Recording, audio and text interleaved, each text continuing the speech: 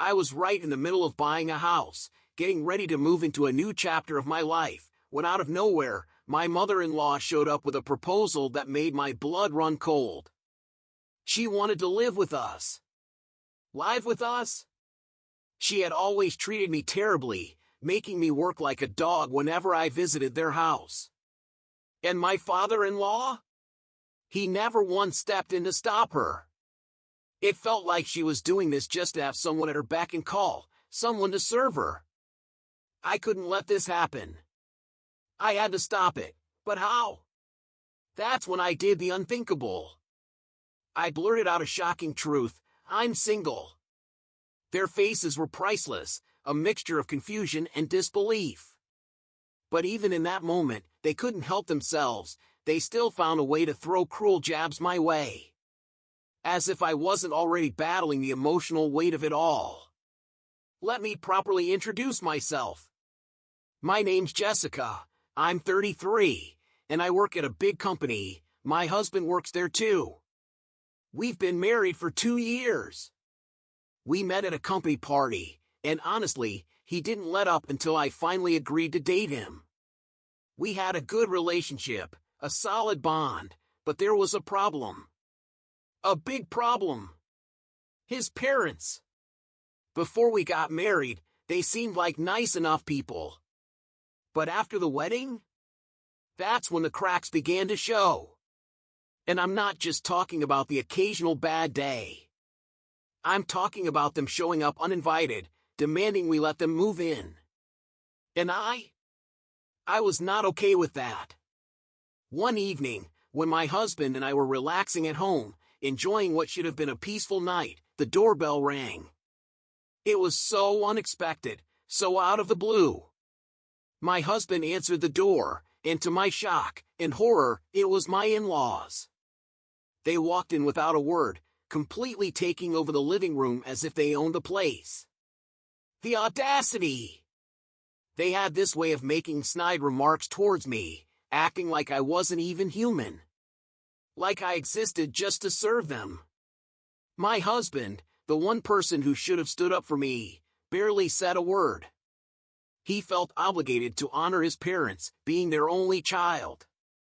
Despite all my complaints, despite everything, he said nothing. Meanwhile, my mother-in-law, she had her demands. Tea, snacks, you name it. And of course, it was up to me to cater to them.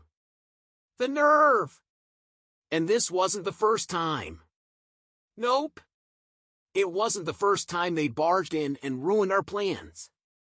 They even had the audacity to invite us to a tea party at their house, knowing I'd be expected to do all the work. If I didn't go, well, I'd become the subject of their gossip. So, with an exhausted sigh, I reluctantly agreed to attend. The day of the party arrived. Early in the morning, my mother-in-law scolded us for being late, even though the delay wasn't entirely our fault. But instead of apologizing, she put me to work. Me! While she sprawled out on the couch, watching TV as if I were a servant. I spent hours preparing snacks that she never bothered to help with.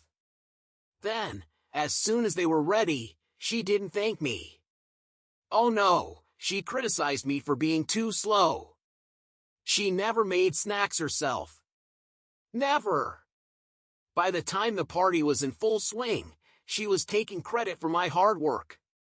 It was infuriating. Guests would compliment the snacks, and she'd beam, soaking in all the praise, as if she had anything to do with it. But the worst part? The conversation turned to daughters-in-law, and there she was, spinning stories about how her daughter-in-law, me, treated her like a slave. It was all a lie. A painful, humiliating lie. And after the party? The cleaning. Of course, I was the one stuck doing it all. She even had the nerve to ask me to clean the room. I was done. As I scrubbed the floor, holding back tears, I made a promise to myself, never again. Never would I be subjected to this nonsense. But, as it turns out, life had other plans. The tea party had been a hit. A big hit. So much so that it became a regular event. And my mother-in-law? She kept calling me, insisting that I attend. Even though I had work, she wouldn't take no for an answer. Jessica, another tea party next weekend, she would say. Please come. I can't. I have work. You can take the day off, right? Or are you trying to embarrass me? If you don't come, I'll make sure you get divorced. She was relentless. And as much as I hated it, I couldn't bring myself to defy her. I was terrified of the consequences. So, I kept taking time off work, spending my days catering to her demands, while my career at the office began to unravel. I tried talking to my husband about it. But his response was always the same. Come on, she doesn't mean any harm. Just let it go. I couldn't do it anymore. I couldn't keep living like this. I couldn't keep feeling trapped by her, by him, by it all. So, after endless nights of thinking, I made a decision. I would get a divorce. It wasn't easy, but it felt like the only way to break free from this nightmare. I don't want a divorce, David said, surprised by my sudden suggestion. I can't stand dealing with your mom anymore. You know what our relationship with her is like. I get it, I said, my voice shaking. But I can't bear it any longer. After a long pause, he finally agreed, albeit reluctantly. How about we get a divorce on paper, live separately, but still stay in touch? What do you think? And so, we did it. We divorced on paper, but our hearts were still connected. And that, somehow, made all the difference. Life post-divorce? It was peaceful. No more intrusive visits, no more tea parties. I changed my phone number, my cell model, anything to stop the barrage of calls from my mother-in-law. David stayed in the apartment we once shared, while I rented a new place. It was perfect. Life without them was exactly what I needed, but deep down, I knew something was missing. Him. I missed him, even though we were divorced. And then, a thought hit me. What if we tried again? What if we could have the life we always dreamed of, without her? It was risky, but I decided to take the leap. So, I threw myself into work, regained the trust of my colleagues, and saved up $500,000. Yes, $500,000. When I had enough for a decent home, I called David. Let's buy a house, I said, my voice steady but filled with excitement. He was floored. A house? How are you handling that? Don't worry, I replied, a smile tugging at my lips. I've saved up. Let's go visit some show homes. And that's exactly what we did. We spent days looking at houses, discussing layouts, choosing the perfect kitchen, and imagining a future with kids. Finally, we found it, the perfect house. And this time, there would be no interference. No meddling mother-in-law. As David looked at the blueprint of our dream home, he asked, "Are you sure about this? About us? About this life?" I smiled, knowing that this time, nothing could stand in our way. Nothing. I was just beginning the process of buying a house, getting everything ready for the big move, when she showed up with the most absurd idea. She wanted to live with us. My mother-in-law, who had always treated me terribly, demanding I work like a servant every time I visited their home, now had the audacity to propose this. And what did my father-in-law do? Absolutely nothing. It felt like she was trying to move in just to make me her personal slave. I couldn't let this happen. So, I did the unexpected. I blurted out the truth, "I'm single." They were completely stunned, but instead of backing off, they only fired back with hurtful remarks. But what did I expect? It was typical. Let me introduce myself properly. I'm Jessica, 33 years old, and I work at a big company, one where my husband also works. We've been married for 2 years, after meeting at a company party. He pursued me until I finally gave in. Our relationship was wonderful until his parents came into the picture. Before we were married, they seemed pleasant enough, but after the wedding, everything changed. They started pressuring us to let them live with us. And I wasn't okay with that.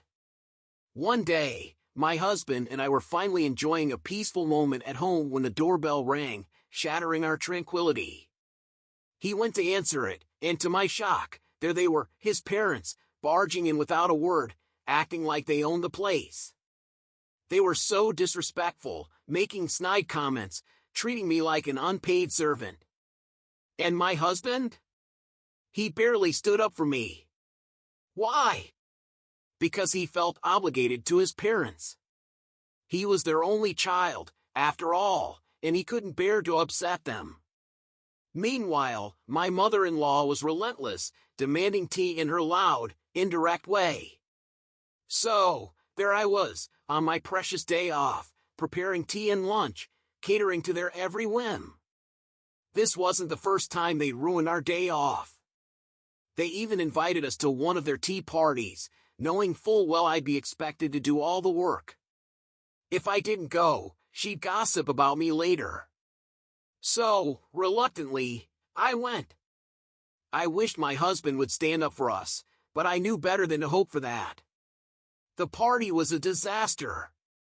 I was scolded for being late, though it wasn't entirely our fault, and immediately thrust into the kitchen to prepare all the snacks while she relaxed in front of the TV. I was slaving away, and she had the nerve to criticize me for being too slow, even though she'd never made a snack in her life. I worked hard to get everything ready, but when guests complimented the snacks, she took credit. It hurt. Deeply. But I forced a smile, pretending it didn't matter. And then, as if the night wasn't bad enough, the conversation shifted to daughters-in-law. My mother-in-law began spreading lies about me, claiming I treated her like a slave. It was unbearable, but I kept my composure. After the party, I was left with all the cleanup. And to top it off, she even asked me to clean the room. I felt like a maid. My heart heavy, I swore to myself, never again. But life had other plans. The next week, my mother-in-law called me. There's another tea party next weekend. You'll come, won't you?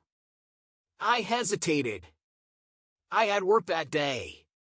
But she didn't care. Take the day off, she insisted. If you don't come, I'll make sure you get divorced. I was trapped. I couldn't say no. I had no choice but to take days off work, leaving me stressed at the office, all because of these ridiculous tea parties. When I brought it up to my husband, he brushed it off. She doesn't mean any harm. Let it go, he'd say. But he never helped. Not once. I couldn't take it anymore. I was trapped in this miserable life, constantly walking on eggshells, wondering how I could break free. The answer came to me one night: divorce. As much as I loved David, I couldn't keep living like this. So, I decided. But would David agree? Would he really let me go? When I told him, he was shocked. I don't want a divorce. But I couldn't go on like this. I explained everything, how I couldn't stand his mother's treatment anymore, how it was affecting our marriage. David, hesitating, finally agreed to a compromise. What if we divorce on paper, live separately, but still stay in touch? It wasn't ideal, but it was a step forward.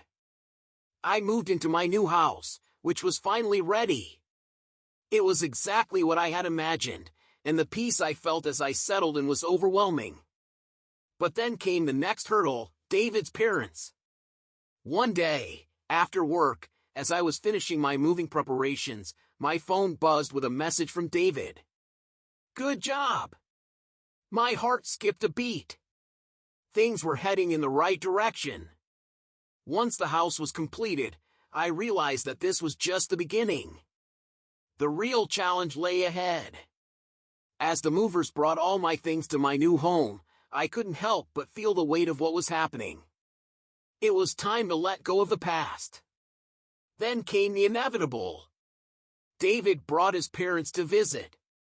The moment they walked in, I knew what was coming. My mother-in-law immediately launched into her demands. "You bought a house, didn't you? So, maybe we should live with you." I had to bite my tongue. I could barely contain my laughter at how bold they were. But the shocker came when I finally told them the truth. David and I are divorced. They were furious, of course. But I stood my ground. The house was in my name, and they couldn't live there. Their harsh words were relentless, but this time, David finally stood up for me. "Enough," he shouted, shocking both his parents into silence. "The reason we're getting a divorce is because of you two." His voice shook with emotion. "Stop treating Jessica like a servant. She's my wife, and you've made our lives miserable." That was it. The dam had broken. David finally cut ties with his parents, deciding they would never interfere again. I couldn't believe it. My heart swelled with relief, and I almost cried. All those years of suffering had led to this moment. We prepared for our move, and rumors began to spread. The entire community heard about David's decision. Who leaked it? I wondered. But it didn't matter. It was done. We were free. David and I reconciled, resubmitted our marriage license, and we were back together. It was a victory, not just for our relationship, but for our future. Now, we were finally living in our dream home. And to our surprise, I discovered I was pregnant. The future we had longed for was finally within reach. Yes, challenges still lay ahead. But this time, we would face them together as a family of 3. And we would do things right, learning from the mistakes of David's parents.